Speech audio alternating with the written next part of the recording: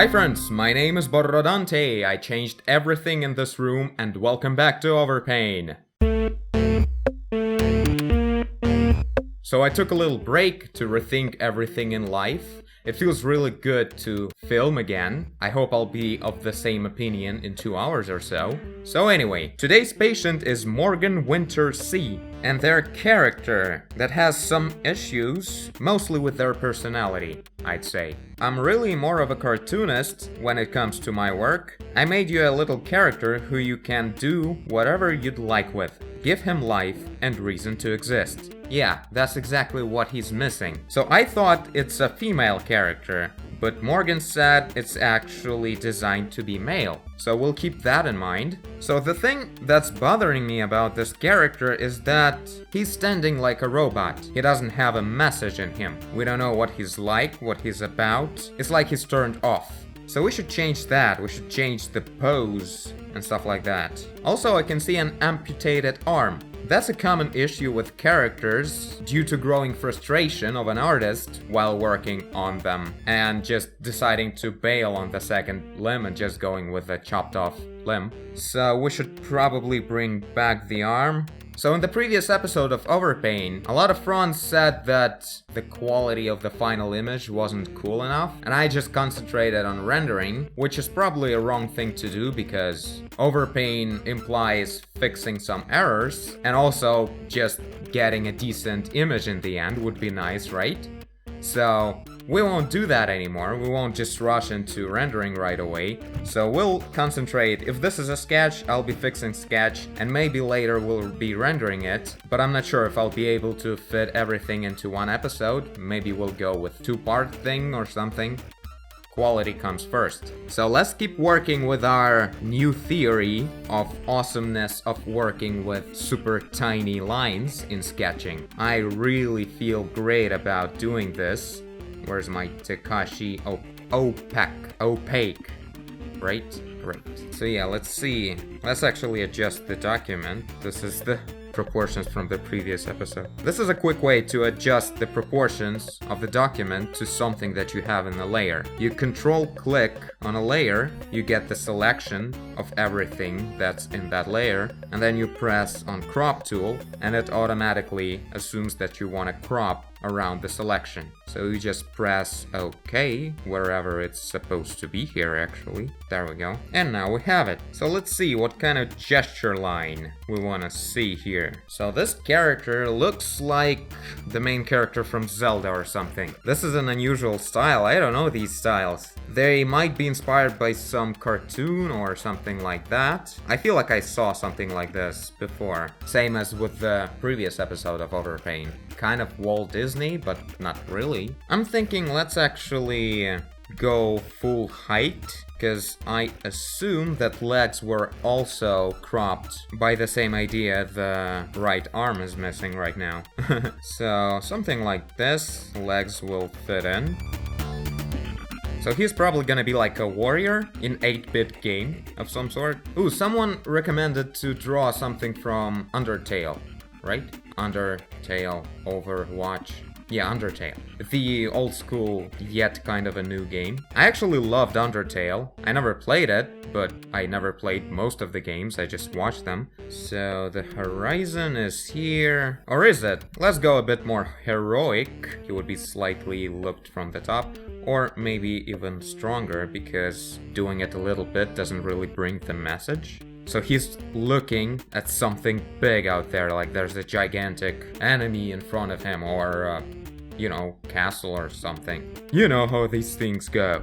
Again, with this most complex, most difficult for me angle of the face when it's from the bottom, but we have to learn that. So I'm building up basic gesture with some sort of anatomy, even though we don't really need anatomy here. It's still nice to practice that. Okay, there's no way the shoulders will be at this angle when we're looking from the bottom, since the vanishing point for it is going somewhere there.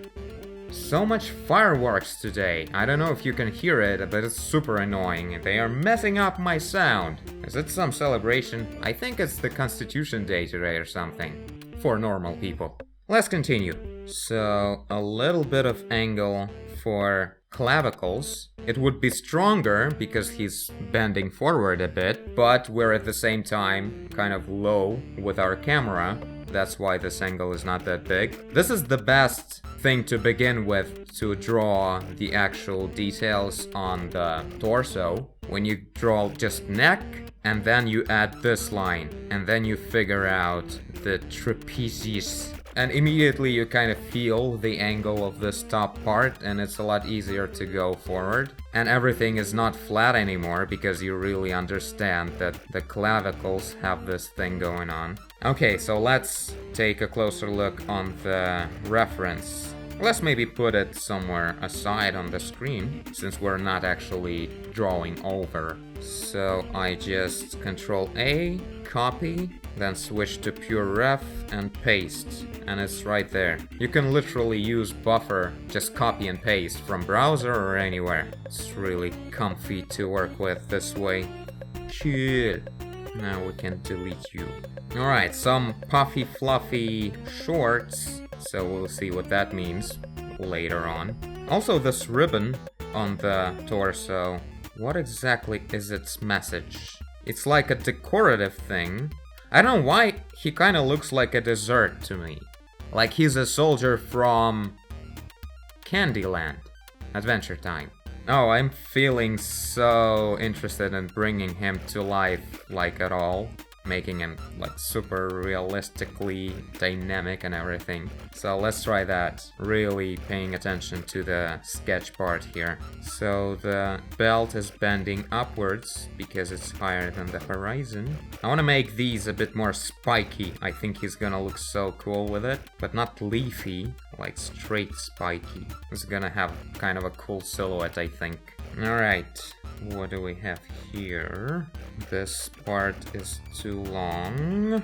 Maybe, maybe not. And this is where actual legs should start.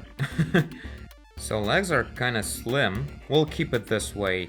I think this is important for the character to keep that. Like he's that kind of a creature, not exactly human. Some kind of mixture of a doll or dessert altogether, I don't know. I wonder what kind of... Well, he would definitely have big boots, right? The way the gloves go. So, this kind of stuff here. And cool bending dynamics of this ankle. Foreleg. Oh yeah, that's looking good. Yeah, this one is also should be spiky. Kinda looks cool.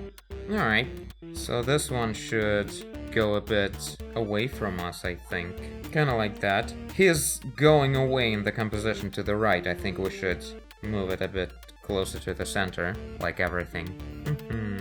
This looks nice. And some space for the second arm. Second. Right arm. If anything, this one will be second.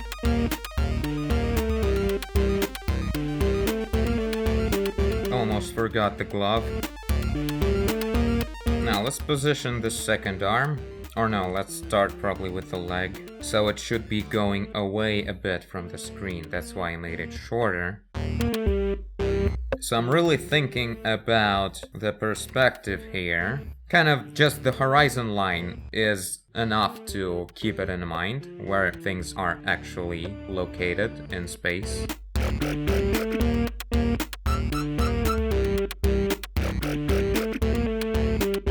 Kind of cool belt, maybe? Whenever I create this plate for the belt and I add some kind of spike like this, I always imagine how painful it is for the character to bend. But I mean, if you're a hero, you have to sacrifice. And your belt should match your shoulders. Okay, let's do the mirror check. I don't like this leg. Something's wrong. It's too high. It's like he's on the step of some sort. A bit too much. Let's select the whole leg and stretch it down a bit. I think that will do it good. Okay, let's continue with the rest of the limbs and the head. Should we chop off the second arm? I'm kinda tired. I don't know. Now, let's actually draw the second arm and maybe put some kind of sword in it. But that makes it a bit of a puzzle about the pose of it. Oh yeah, something like this, maybe a bit lower. No, the previous one was a bit better. Now that's a shield. The sword can be on his back like this. Yeah, there we go. It seems kind of cool. So this is always a good strategy to start an arm after you define where the joints are. You draw the bicep, something like this. It should connect somewhere to the ribcage actually, so it might be even a bit of a stronger angle like this. Then you add a little bit of that stuff behind that I don't remember what it's called. Then we see a little bit of tricep from the bottom because this one is facing away like that. And now the most complex part, like everyone is usually having problem, like how do you continue here? Well, you continue with this awesome thing that's hugging the bicep around and goes forward. It starts higher than the elbow, wrapping around the bicep there, and then continue here. Wow, I'm veiny. Should stop drinking coffee, I guess. So anyway, it's hugging like this, and then it connects to this side, next to the thumb. So, depending on how you twist the arm, it might go from the top and then twist to the bottom. So this is the most beautiful muscle in the forearm. You should always start with defining that.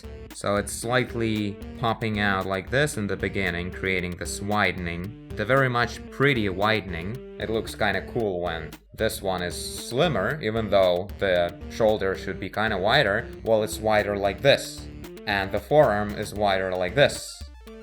Tricky anatomy. So, this arm is gonna be holding something like this. Just basically not twisted anyhow. So this muscle is actually going straight to the thumb on the top. And in here we can kind of see a little bit of this. And this is the inner area of the elbow. That's what it looks like. The ending of the bicep and the beginning of this forearm thingy. And then there's just a bunch of also slim muscles going in the same twist as this main muscle.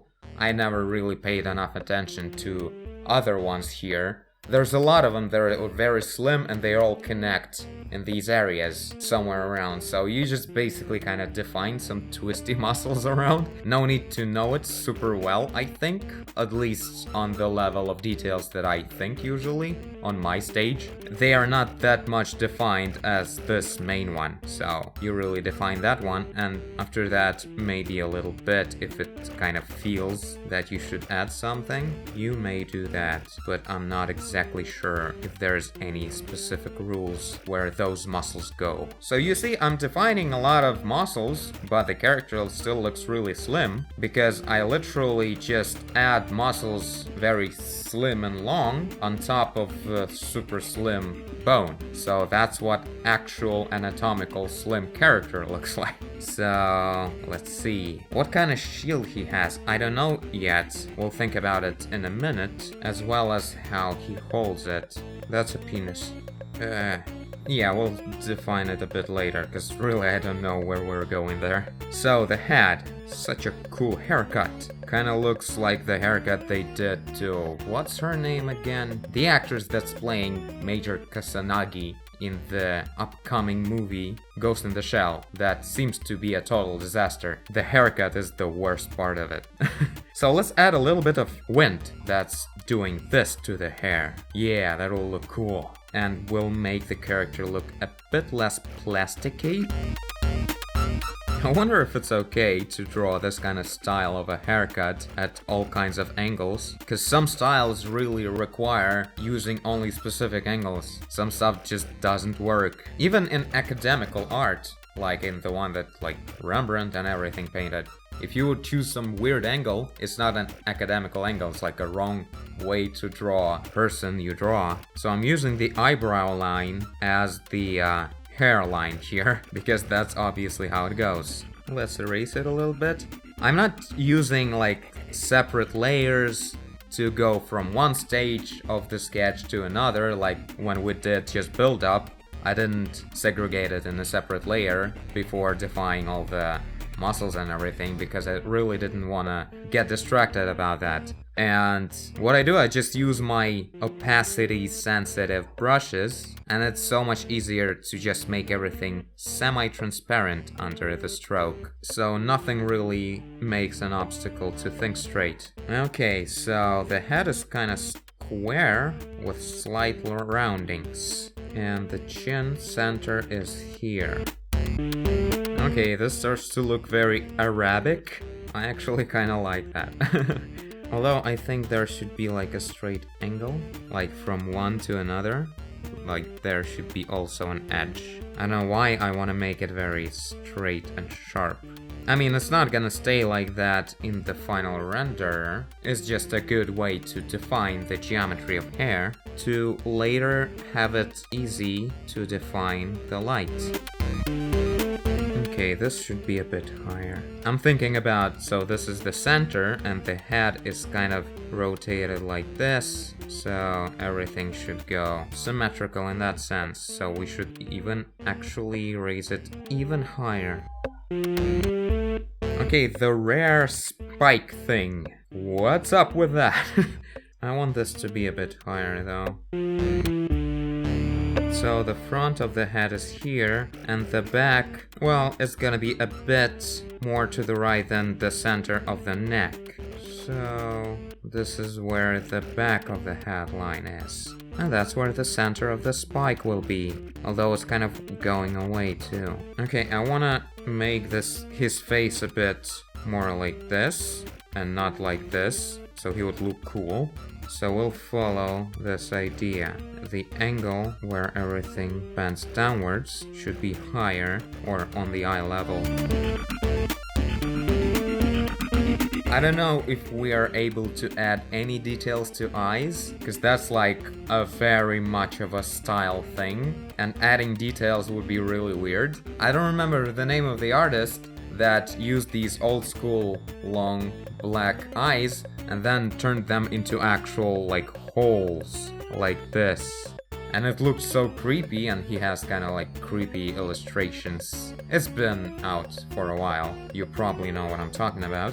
Here's a good example for the usage of the tiny brush for sketching. Like right here, this was the end of the shoulder spike. But I felt like it's missing a little bit of the front plane of it. So I just added it like this. I wouldn't even be able to see or actually draw an extra thing if I would be using a thick line. So it's really important for geometry. You wouldn't even think of adding this kind of more precise angle to the object. And precise angle means proper geometry. So it's really important.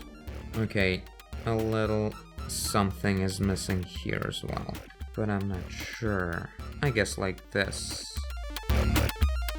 Okay, let's take a look at the reference more. Kinda forgot about that. So there's a scarf thing behind his back. Well, we'll make it actually holding somehow the sword, like it's gonna be going from the sword. I assumed this ribbon was going into that. Well, it might still go that way. Yeah, now on the neck there's another line like that. Let's maybe add that. Kinda looks cool. Like he's a slave who broke away from the system and now fighting the main guy. I don't like this sharp thing. I changed my mind. It doesn't look good at all. Let's make it a bit more natural. I guess that's about it. Okay, so the knee. There's a muscle going from the top. This big one is going here.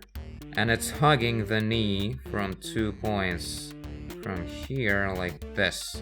And when the knee is bending, this muscle is kind of like wrapping around it like this. So it looks kind of weird with like a bump on top and makes the knee a bit round looking. And then there's this knee cap, which kind of makes everything go inwards. But then there's the second bone of the ankle part kicking in and creates an extra bump from the bottom. And that's how you actually make a knee looking like a knee. Trying so many things for the first time. Like, I know so much about anatomy, but in color it's kind of hard to make it all thought through. And in Sketch it's hard to make it work when you're using a thick line. so I never got to use my knowledge of anatomy. What's interesting enough, this top angle muscle thing, I should learn how it's called, that's really important. So this one, it feels like it's just the top shoulder cap, sort of, muscle, and that's it. But what's interesting, it actually ends in the very middle of the shoulder. That's a lot longer than you would think of it. I'm having too much fun with anatomy. Okay, let's add a couple of lines. I hate the way the foot is pointing downwards. It feels like it's breaking the floor. Yeah, it should be like this. Hopefully. Yeah, feels kinda right. Right? Okay, let's continue. What else do we wanna see? I feel like the shield should go like this. Also, it's kinda weird that he's holding the shield in the right hand and the sword will be in the left one. I definitely don't wanna cover half of his body with the shield here. That would be lame. No, I guess it's cool. I mean, we already dealt with Sinisters before, so let's do the left hand stuff. Right, the puffy thing on the bum. Let's add the basic stuff that's in the original sketch first. Also the right glove, that's an easy one, let's do that. Now for the puffiness. So where do they end? Really close to the crotch. I tried to think of a better word, I couldn't. And the second one is basically here, facing away so we won't really see it behind all the puffiness. So puffiness should also have a kind of like cool shape. So I'm lifting the main mass higher, so again it would have this diamond shape, slimmer at the bottom and more from the top.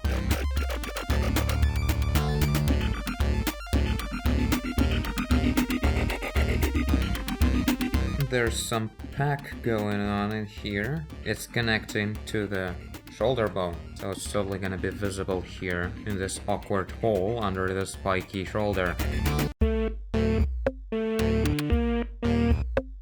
Might be a scarf thing though, I just realized. Yeah, it's probably going from the scarf, doesn't it? Scarf. Did his grandma give it to him? Okay, go do the revolution, honey, but take the scarf, it's cold outside. I'm okay with that.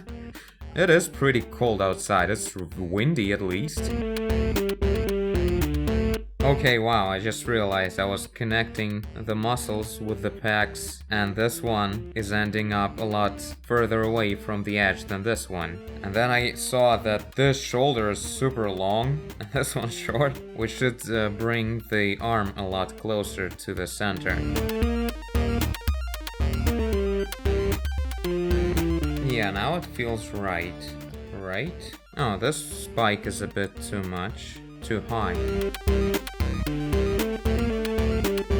Okay, did we miss anything else? I really want to make it like legit this character. Well, except for the arm. Let's actually add like a little bit of band-aid here. Bandage. Like, he was injured on that arm, but it didn't really fall off. Okay, cool. Well, let's add a little circle here. Boots should match gloves. Okay, the character's falling a bit forward. What if we just squeeze the whole thing? It worked sometimes. Like this. Also, like, I thought of this because I added the sword and the shield, and it really, like, makes everything fall that way. So the pose right now will be balancing the sword and the shield, and at the same time balancing the character so he wouldn't be falling forward. Fixing two things right away. Okay, the sword should be a bit higher. It would probably be connected somewhere over there, between the scapulas, I guess. And at the same time, we're solving the illusion that the sword is in his hand here. So, somewhere around here.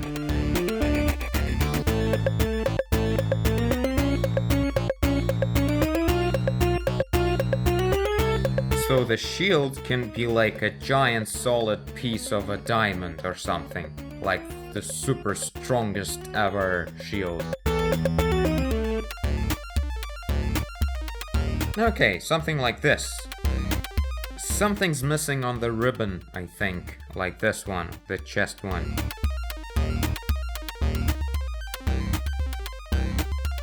Okay, let's probably stop here. I like this a lot more, to draw thoroughly and to actually make everything look cool. But for now, this is it, I guess. I kinda really wanna render him too, but you fronts tell me what you think. Is it worth rendering? Or maybe should I fix something in the concept? So yeah, I'll probably continue working on this, like one extra episode for rendering. I'll wait for your comments though.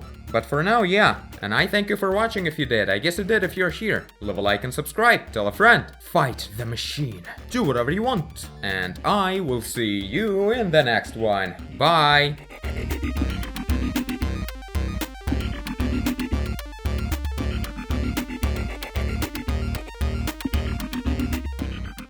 A 2-hour sketching episode. I hope I wasn't talking for an hour. Sometimes I just can't shut up.